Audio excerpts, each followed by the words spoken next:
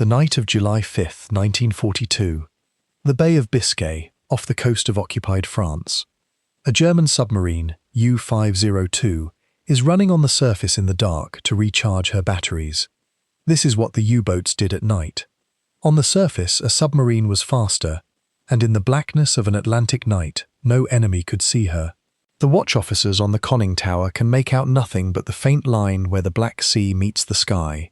The boat's radar detector, a crude wooden cross-frame the men have nicknamed the Biscay Cross, sits silent.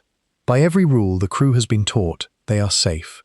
A submarine on the surface at night, with a silent detector and an empty sky, cannot be found. And then, without a single second of warning, the night turns to blinding white. A searchlight, brighter than anything these men have ever seen, snaps on and pins the submarine against the dark. Behind the light is a Royal Air Force Wellington bomber, the crew never heard and never detected, already low, already lined up, already releasing its depth charges. There is no time to dive. U-502 is sunk with heavy loss of life. She becomes the first U-boat ever destroyed at night by an aircraft using this new weapon. By every rule those men had been taught, this should not have been possible. The aircraft had found a small, dark, silent target on a vast black ocean, where the human eye is useless, and it had done it on the first pass.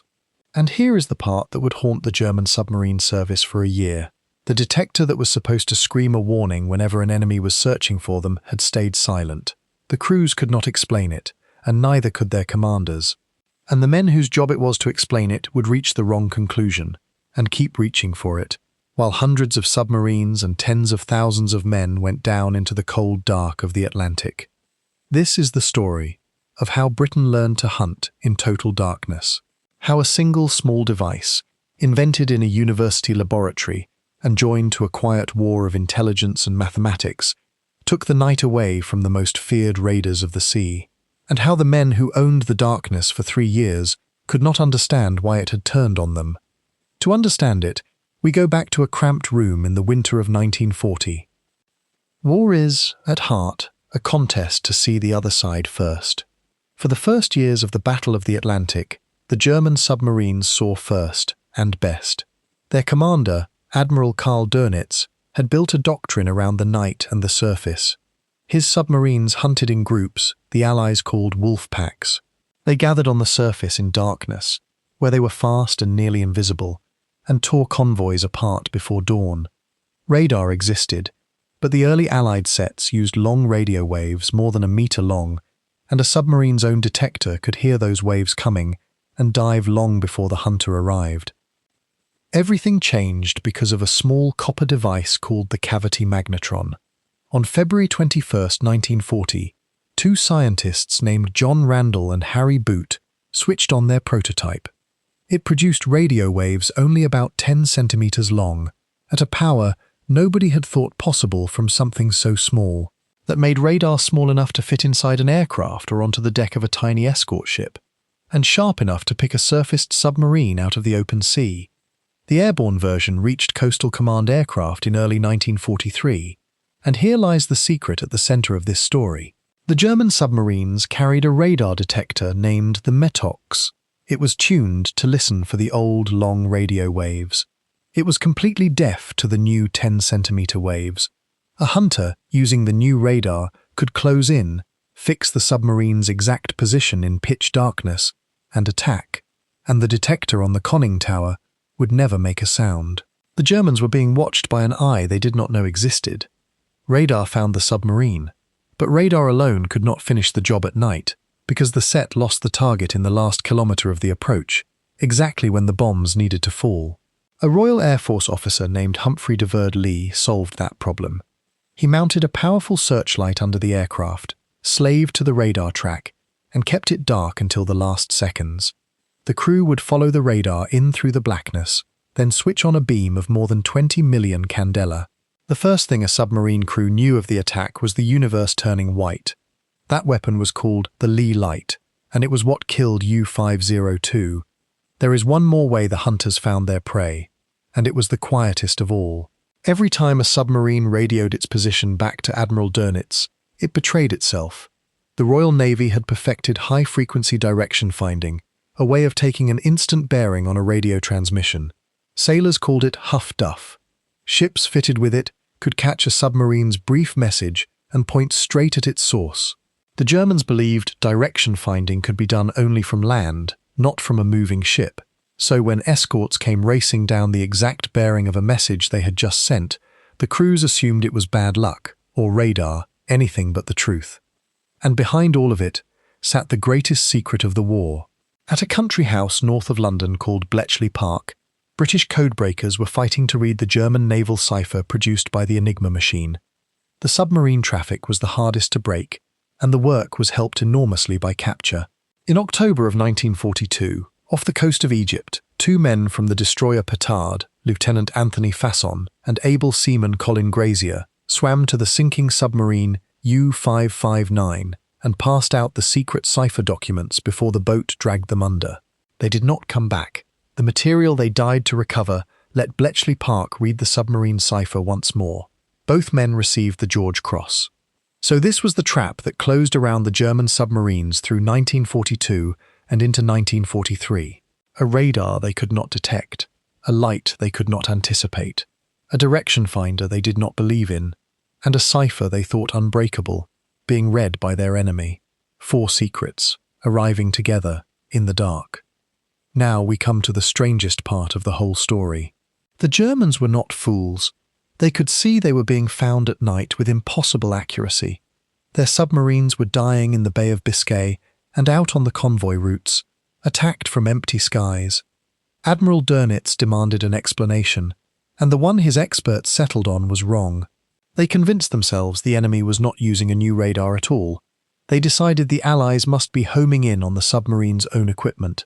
The Metox detector, they reasoned, gave off a tiny amount of stray radiation, and perhaps the British had built receivers sensitive enough to hunt that faint leak. The theory was reinforced by a captured British airman who reportedly told his interrogators exactly that. It fit. It explained the attacks without forcing them to admit their cipher was broken or that their science had fallen behind. So on August 3rd, 1943, Dönitz ordered every submarine to switch the Metox detectors off. A German officer named Herbert Werner, who served aboard the submarines and survived to write about it, recorded the signal that went out to the fleet. It told all boats to shut off the Metox at once, because the enemy could intercept it. It was a catastrophe built on a guess. The real answer had already fallen into German hands, and they had failed to read it. On the night of February 2nd to 3rd, 1943, a British bomber carrying one of the new 10-centimeter radar sets was shot down near Rotterdam. German technicians recovered the wreckage and rebuilt it. When their finest engineers gathered in Berlin to study it, they were stunned. The enemy had a working centimeter wave radar, the very thing German science had dismissed as impossible. And still the false theory lived on for months, because it was easier to believe than the truth. Men kept dying in the dark while their leaders chased a ghost. The end came faster than anyone expected. In a single month, the German crews would remember with dread. The spring of 1943 had begun with one last great German success, when wolf packs tore into 2 convoys crossing together and sank more than 20 merchant ships for almost nothing in return. Then the new system turned on them all at once. Through April and into May, the convoys sailed with escort ships carrying the new radar and Huff Duff, backed now by aircraft and by hunting groups that could chase a submarine to its death. The exchange rate inverted. In one battle around the convoy known as ONS-5, the escorts sank 6 submarines. Days later, 5 more were destroyed without sinking a single ship that mattered. On one of those boats, U-954, a young sailor was killed on May 19, 1943. His name was Peter Dönitz. He was the son of the admiral who commanded the entire submarine fleet. In May of 1943, the German submarine service had more boats at sea than ever before, and it lost 41 of them. That was a quarter of its operational strength, gone in 31 days. History would call it Black May. On May 24, 1943, Admiral Dönitz ordered his submarines to withdraw from the North Atlantic. He admitted in his own war diary that the enemy knew all their secrets, while they knew none of his. After the war, he said plainly that the fitting of aircraft with radar was, in his view, second only to the atomic bomb, as the decisive war-winning invention of the conflict. It is worth asking why one side built this system and the other did not, because that is the real lesson inside the story. The Germans had a doctrine, the wolf pack, and a simple piece of arithmetic: sink ships faster than the enemy can build them. They were brave and skilled, but they had fallen in love with a single method. The British, with their backs against the wall, treated the war as a contest of whole systems. They had scientists like Patrick Blackett, who used pure mathematics to prove that larger convoys were safer and that depth charges should explode shallower. They built a school in Liverpool where naval officers and young women of the Women's Royal Naval Service played out submarine attacks on a chalked floor like a board game. They had Admiral Max Horton, who created roving hunting groups, and a captain named Frederick Walker, whose group sank more submarines than any other before he died, worn out by the strain, in 1944. The Germans had a weapon. The British had a machine made of science, intelligence, mathematics, courage, and industry. A weapon can be matched. A machine like that is much harder to beat. For Britain, none of this was abstract. The country lived or died by the ships that crossed the Atlantic with food and fuel and arms. Winston Churchill wrote after the war that the only thing that ever really frightened him during the whole conflict was the U-boat peril. Behind the radar sets and the codebreakers stood the merchant sailors and the escort crews who crossed that freezing ocean again and again, knowing what waited beneath. So let me be careful here. The cavity magnetron, the Leigh Light, Huff Duff, the broken cipher, and the captured Rotterdam set were all real, and they all arrived together.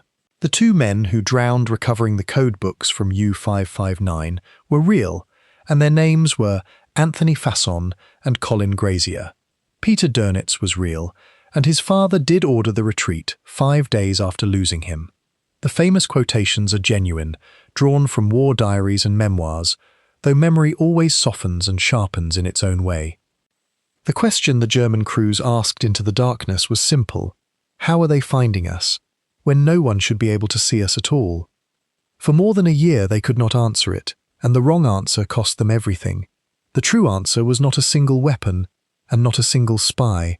It was that their enemy had learned to see on a wavelength they did not know existed, to hear a whisper they thought was silent, and to read a secret they swore could not be read, and had woven it all into one machine for hunting in the dark.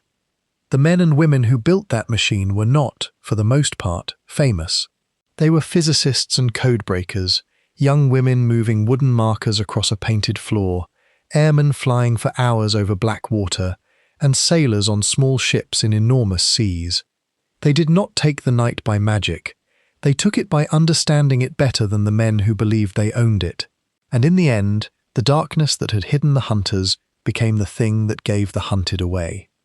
If a member of your own family crossed the Atlantic in those years, in the merchant navy, the escorts, or the air above the convoys, I would be honoured to hear about them in the comments. Those names belong in the record as much as any admirals, and if there are more stories like this one you would want to hear, true ones about ordinary people who changed a war and were never told that they had, you are welcome to subscribe.